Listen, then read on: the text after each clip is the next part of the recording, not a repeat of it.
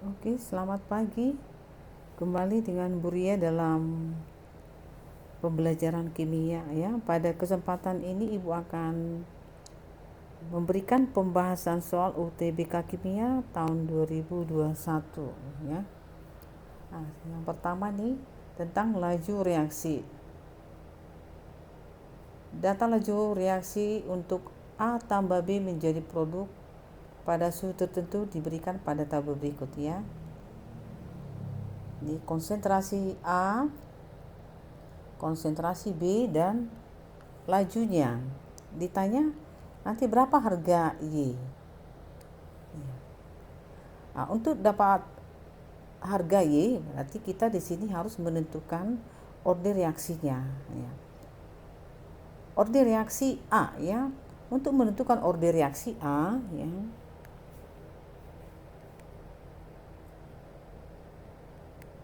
Nah, kita lihat percobaan di mana konsentrasi B itu tetap ya. Jadi dia sebagai variabel kontrol. Yaitu percobaan 1 2 ya. Anggap ini percobaan 1 2 3 4. Percobaan 1 2 konsentrasi B tetap, sementara konsentrasi A diperbesar 2 kali ya.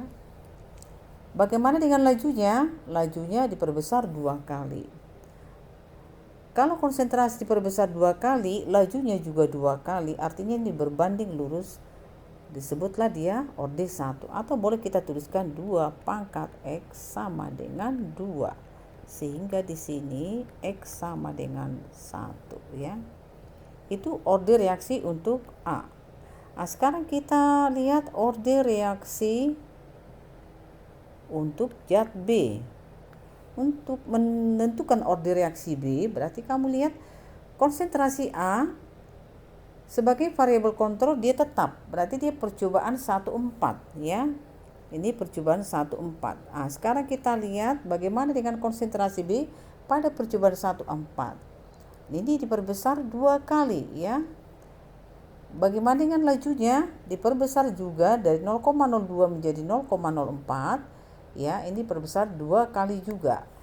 Artinya nih berbanding lurus. Konsentrasi perbesar 2 kali, lajunya 2 kali, itu sama dengan order 1, atau boleh kita tuliskan 2 pangkat Y sama dengan 2. Sehingga di sini Y sama dengan 1. Oke, sekarang kita tuliskan persamaan laju. Berarti persamaan laju V sama dengan K dikali konsentrasi A dikali konsentrasi B. Ini pangkat X, ini pangkat Y. Kebetulan X dan Y-nya sama-sama 1, sehingga persamaan lajunya lah K dikali A dikali B.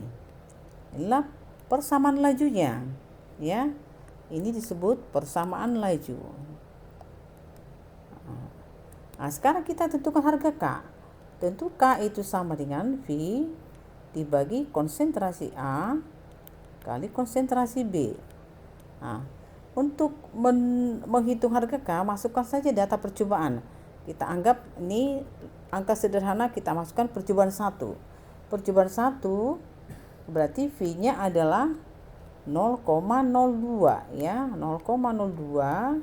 Kemudian konsentrasi A-nya 0,1. Kemudian dikali konsentrasi B-nya 0,1. Sehingga di sini harga K adalah 0,02 dibagi 0,01, hasilnya adalah 2 ya. Oke, sekarang kita mau mencari Y. Y itu sama dengan lajunya ya. Berapa lajunya? Kita masukkan ke persamaan laju tadi, V sama dengan K kali konsentrasi A kali konsentrasi B. Ya, V ini berarti Y ya, sama dengan K-nya tadi sudah dapat. Berarti 2 kali konsentrasi A-nya berapa? 0,3 pangkat 1 ya, kali B-nya 0,1. Sehingga di sini adalah 2 kali 0,03, sehingga hasilnya adalah 0,06. Itulah harga Y ya. Harga Y berarti Jawabannya adalah E ya. Oke, ini sebenarnya ini harusnya satuannya ini molar per sekon ya. Oke, nah, sekarang kita lanjut. Soal berikutnya, ada gas helium, neon, argon memiliki tekanan total 4 atmosfer. Jika heliumnya itu 0,3 mol, tekanan parsial dari helium 1 atmosfer, berapa mol gas dalam campuran? Artinya mol He, mol Ne, dan Ar itu berapa? Oke, jadi campuran gasnya tadi ada helium, ada neon, ada argon ya. Di mana ini tekanan totalnya ini adalah P totalnya adalah 4 atm ya, atmosfer. Diketahui di sini helium sendiri adalah 0,3 mol. Kemudian tekanan parsial dari helium ini adalah 1 atmosfer. Kita mau mencari N totalnya berapa? Ya. Kalau kita mencari N total ya, N total berarti sama saja itu dengan P totalnya dibagi P helium dikali mol dari heliumnya. Sehingga tekanan totalnya 4, tekanan heliumnya 1, mol heliumnya 0,3 ya. Sehingga mol total campurannya itu ya, total campuran adalah 1,2. Ya, jawabannya adalah A. Oke, kita lanjutkan. Pembakaran etena menghasilkan CO2 dan H2O. Jika etenanya 400 mili, O2-nya 900 mili, berapa volume CO2 yang dihasilkan ya? Nah, kembali kita lihat, saya ulang di sini. C2H4 gas kita bakar. Ini sudah setara ya. CO2 gas menjadi ya 2 CO2 gas ditambah 2 H2O, ini liquid ya. Nah, sekarang kita anggap di sini mula-mula ya. Kemudian nanti ya bereaksi. Boleh kita anggap di sini sisa ya. C2H4-nya ini 400 mili. O2-nya ini 900 mili. Ini awalnya belum ada. Oke. Kita lihat di sini etena dan O2 itu 1:3. Nah, mana yang habis atau menjadi reaksi pembatas? Nah, caranya melihatnya gini ya. Lebih gampangnya. Untuk O2, kita lihat O2-nya itu 900. Dibagi koefisiennya 3. Berarti ini hasilnya adalah 300. Untuk C2H4 ya, volumenya 400. Bagi koefisiennya 1. Hasilnya adalah 400. Hasil yang lebih kecil adalah O2. Hasil baginya. Artinya O2 lah yang habis bereaksi. O2 900 bereaksi 900 mili. Kita lihat ini C2H4 banding O2 1:3. Artinya C2H4 yang bereaksi adalah 1/3 dari 900. Sehingga hasilnya adalah 300. Sehingga nanti C2H4 yang sisa 400 dikurang 300 adalah 100 mili. Ya. Sekarang yang ditanya adalah CO2. Kalau C2H41 CO2-nya 2 ya. Artinya kalau C2H4-nya 300 mili yang bereaksi, tentu CO2-nya 2 kalinya. Artinya 2 kali 300. Nah, sama dengan 600 ml. Inilah jawabannya. Oke, kita lanjut. Jika direaksikan 3 mol klorin dengan NaOH, terjadi reaksi disproporsionasi menghasilkan Cl2 dan ClO3-. Reaksi disproporsionasi itu sama dengan reaksi autoredoks. Kita tuliskan nih, Cl2 ditambah NaOH, ya. Ini nanti akan menjadi NaCl ditambah NaClO3. Atau kalau kita tuliskan terpisah, Cl2 ini akan menjadi Cl-, ya. Kemudian Cl2 ini juga akan menjadi ClO3-. Kita lihat di sini Cl2 0. Di sini -1. Tentu ini adalah reduksi, ya, reduksi. Kemudian ini 0.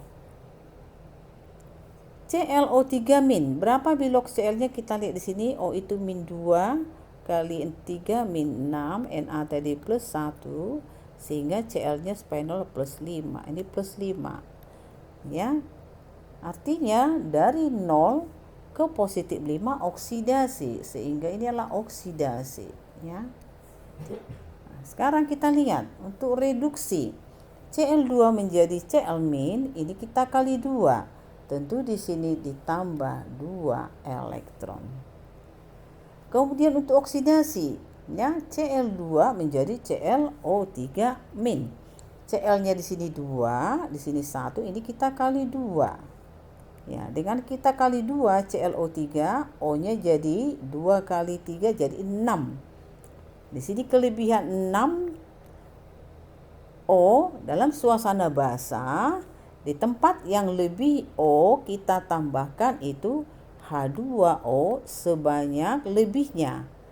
2 kali 3 6 H2O. Di tempat ini kita tambahkanlah OH- sebanyak 2 kali 6 berarti 12. Sekarang kita lihat muatannya. Ya. Di kiri ini ada -12, ya, muatannya. Di sini di kanan 2 negatif. Artinya di sini perlu ditambahkan elektron supaya sama 10 elektron. Di sini tambah 2 elektron pada reaksi reduksi. Di sini dilepas 10 elektron pada reaksi oksidasi. Sehingga untuk menyamakan yang di atas kali 5, bawah dikali 1.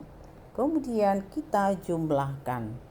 Kita jumlahkan berarti ini dikali 5 Cl2 ditambah ini kali 1 Cl2 tambah 12 OH-.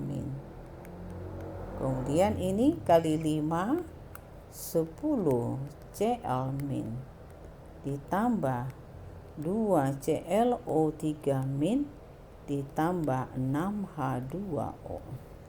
Oke. Sekarang kita lihat, kita jumlahkan Cl-nya. 5 ditambah 1, ya. Sehingga ini 6 Cl2 ditambah 12 OH-. Ini dari NaOH, ya. Kemudian 10 Cl- ditambah 2 ClO3- tambah 6 H2O. Oke. Kita lihat, kalau 6 mol klorin ditanyakan direaksikan dengan NaOH, berapa banyak Cl2 yang dihasilkan? Nah, jika 6 mol Cl2, Cl- dihasilkan 10. Jika Cl2-nya nanti hanya ada 3 mol, berarti Cl-nya berapa mol? Nah, kita lihat di sini, artinya 6 menjadi 3 dibagi 2. Kemudian ini kita bagi 2, berarti ini menjadi 10 bagi 2, 5 mol. Saat Cl2 atau klorin dimasukkan, direaksikan 3 mol, akan dihasilkan Cl-nya 5 mol. Itulah jawabannya. Oke, sekarang kita lanjutkan. Piridina adalah senyawa organik sederhana. Dipakai sebagai bahan pemula agrokimia. Oke, merupakan bahan pelarut atau regen yang penting.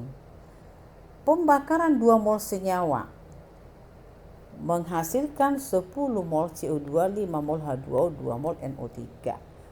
Apa rumus empirisnya? Kalau kita lihat dari optionnya ini, rumus empirisnya itu mengandung unsur C, anggaplah ini X, H, anggap Y, N, anggaplah dia Z.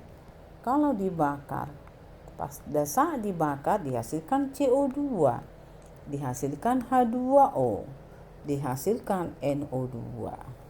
Oke. Ini ada 2 mol. CO2-nya 10 mol. H2O-nya 5 mol. NO2 ada 2 mol. Sama saja itu 2CXHYOZ tambah O2 akan dihasilkan 10 CO2, 5 H2O, dan 2 NO2. Oke. Jumlah dan jenis atom di kiri dan kanan itu harus sama. Sekarang kita lihat untuk atom C. Atom C di kiri 2 kali X, 2X. Atom C di kanan 10. Sehingga di sini X sama dengan 5. Berikut atom H. Atom H di kiri 2 kali Y. 2Y sama dengan H di sini 10, 5 kali 2. Sehingga Y sama dengan 5 juga. Untuk atom N. N di sini Z kali 2, berarti 2Z. Untuk N di sini 2. Sama dengan 2, berarti Z-nya sama dengan 1. Sehingga rumus kimianya adalah C-nya 5, H-nya 5, N-nya 1. Sehingga jawabannya adalah E. Berikutnya, nih ada atom dengan konfigurasi tereksitasi. Konfigurasi tereksitasi artinya dia berpindah ya. Sudah posisi elektron berpindah. X dengan kondisi tereksitasi 3s2, 3p, 3, 4s1, 3d1 ya. Nah, sekarang keadaan dasarnya dia gimana? Keadaan dasar dari X tentu adalah neon. Kita lihat di sini. 3p itu maksimum 6. Nah, dia berada pada subkulit 4s dan 3d. Sehingga pada keadaan dasarnya adalah 3s2, 3p5. Sehingga jawabannya yang paling tepat adalah C ya. Oke, sekarang kita lanjut ke soal berikutnya. Ion X2O72- dielektrolisis selama 9.650 detik dan dihasilkan 0,08 mol endapan logam X. Ditanya berapa arus listrik atau berapa I-nya ya. Nah, sekarang kita tuliskan reaksi reduksinya. X2O7 2- mengalami reduksi menjadi X ya. Jadi dihasilkan endapan X. Nah, kita setarakan dulu. X-nya di sini 2, ini kita kali 2. Kemudian kita lihat di sini O-nya ada 7. Ya, kita setarakan dalam suasana asam. Di tempat yang kurang O tambahkan H2O sebanyak kurangnya O ya. O di sini 7, tambahkan di sini 7H2O. Ditambahkan 7H2O, hanya di sini jadi 14. Sebelah kiri tambahkan 14H positif. Sekarang kita lihat muatannya. Di kanan ini muatannya 0 ya. Di kiri muatannya 2 negatif dengan 14 positif. Berarti dia ada 12 positif, sehingga kita tambahkan di sini 12 elektron. Oke. Endapan yang dihasilkan X itu katanya atau logam X sebanyak 0,08 mol. 0,08 mol. Kita lihat elektronnya, perbandingannya 12 banding 2. Artinya mol elektron di sini ya. Mol elektron sama saja ya.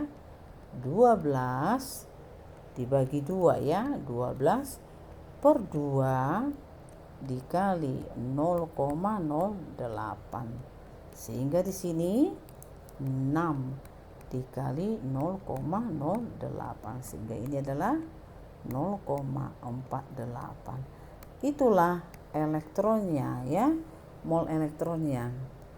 Atau ini yang disebut Faraday ya, F-nya 0,48 ya. Nah, sekarang ditanya I-nya. Menghitung F itu adalah I dikali T per 96500.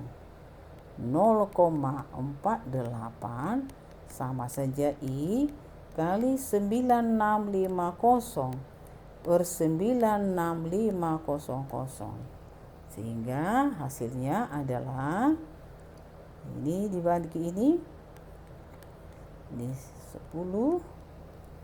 0,48 sama dengan I per 10.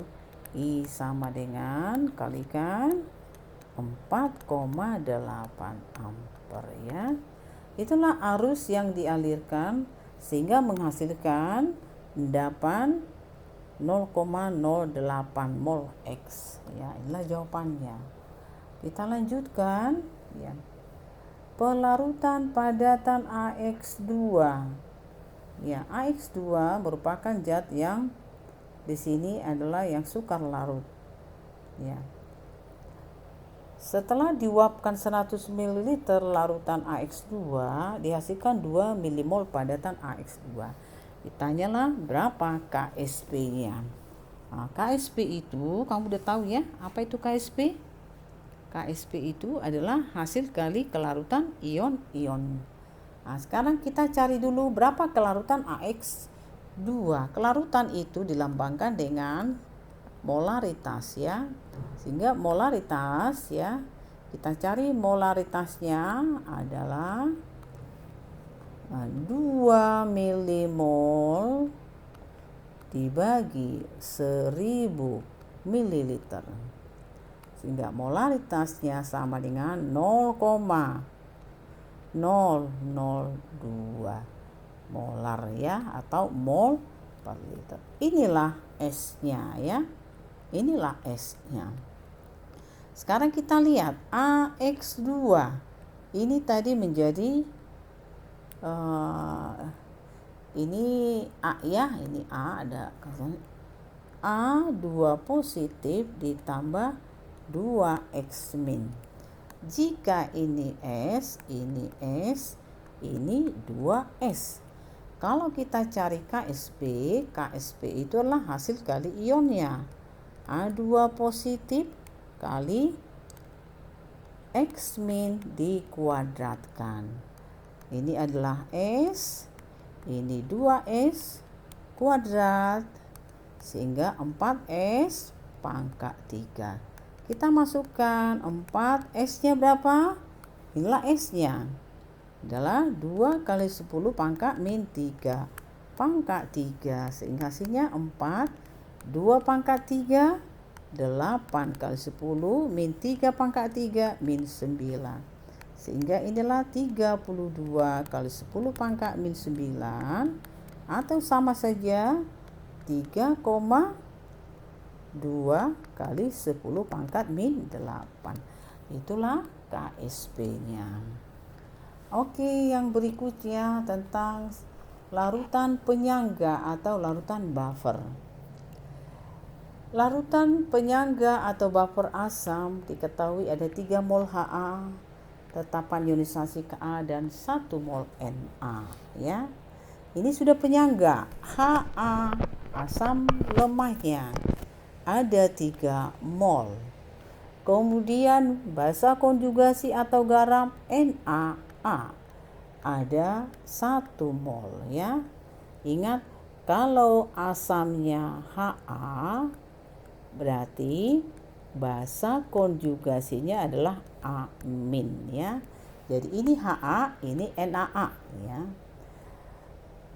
Kemudian ke dalamnya ditambahkan 1 mol NaOH. Ingat, kalau ditambahkan basa akan bereaksi dengan asam. Ini tadi asamnya ya. Ini adalah basanya, basa penyangga atau buffer ya. Atau disebut basa konjugasinya. Ya, prinsip penyangga menambahkan basa tidak mengubah pH secara drastis. Penambahan 1 mol NaOH akan bereaksi dengan asam sehingga terjadi reaksi Ha ditambah NaOH akan dihasilkan NaA ya. NaA tambah H2O. Kita tuliskan mula-mula bereaksi sisa. Ha mula-mula ada 3 mol ya. NaOH yang kita tambahkan 1 mol. NaA mula-mula ada, NaA-nya ada 1 mol. Oke, tentu akan bereaksi 1 mol. Ini akan habis. Karena ini 1:1, kalau ini bereaksi 1, ini pun 1. Artinya dia berkurang ya. 1 mol. Sisa nanti 3 dikurang 1, berarti ini 2 mol. Kemudian ini, kalau ini berkurang 1, tentu ini bertambah 1. Awalnya 1 bertambah 1, sehingga pada akhir reaksi 1 tambah 1, 2 mol. Oke. Ha ini tadi asamnya ya. NaH adalah basa konjugasinya. Sehingga ini menjadi penyangga tetap. Penyangga asam H positif adalah Ka kali mol asam per mol basa konjugasi. Kita masukkan Ka, mol asamnya 2, mol basanya 2.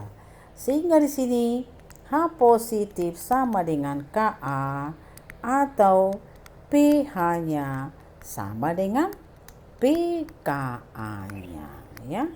pH sama dengan pKa-nya. Oke, yang berikutnya kelimpahan isotop ya. Kelimpahan isotop.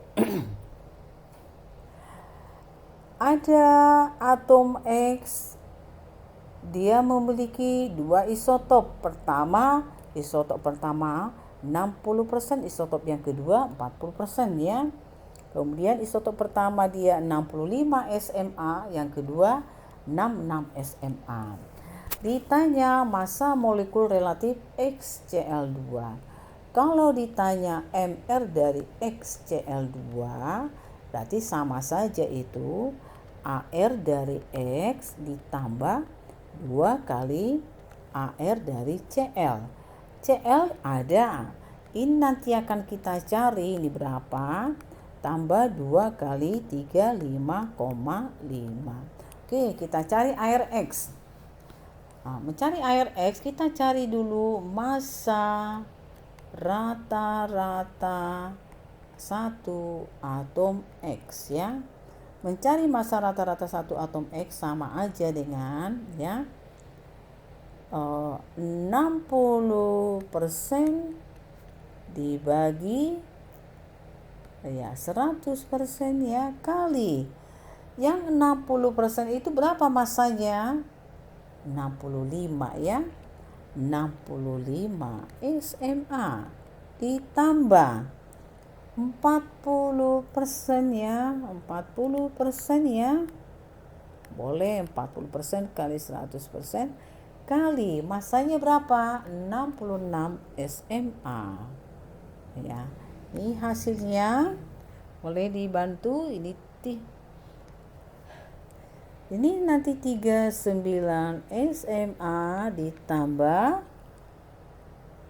26,4 SMA sehingga hasilnya adalah 65,4 SMA. Itu massa rata-ratanya. Nah, kita cari AR dari unsur X. Seingat ya, mencari AR-nya adalah massa rata-rata satu atom X per 1 SMA, sehingga sama dengan 65,4 SMA per 1 SMA, sehingga AR unsur X itu adalah 65,4 SMA. Masukkan ke sini 65,4. Sorry, ini bukan ada lagi SMA ya, langsung. Hasilnya adalah jumlahkan ini berarti 136,4. Itulah MR dari XCl2. Inilah jawabannya. Ya. Oke, yang terakhir nih. Kita lihat untuk membaca grafik ya. Kalau kita lihat delta H1. Delta H1 ini ya, delta H1. C tambah 2H2 tambah 2O2 menjadi CH4. Atau kalau kita lihat C ditambah 2H2 itu menjadi CH4. Delta H1 ini ya, sebenarnya ini lebih tepat adalah entalpi pembentukan CH4. Sekarang kita lihat delta H2. Delta H2 itu apa? Delta H2 sama itu CH4 ditambah O2. CH4 tambah O2 sama aja, itu berarti entalpi pembakaran CH4. Oke. Bagaimana dengan delta H3? Ya, delta H3 itu ya delta H1 ditambah delta H2. Atau artinya delta H1 pembentukan CH4 ya, entalpi pembentukan CH4 ditambah pembakaran delta H2 itu pembakaran CH4. Sehingga jawaban yang lebih tepat adalah delta H1 entalpi pembentukan metana ya. CH4 itu adalah metana. Oke. Sampai di sini penjelasannya. Semoga bermanfaat. Tetap semangat. Terima kasih.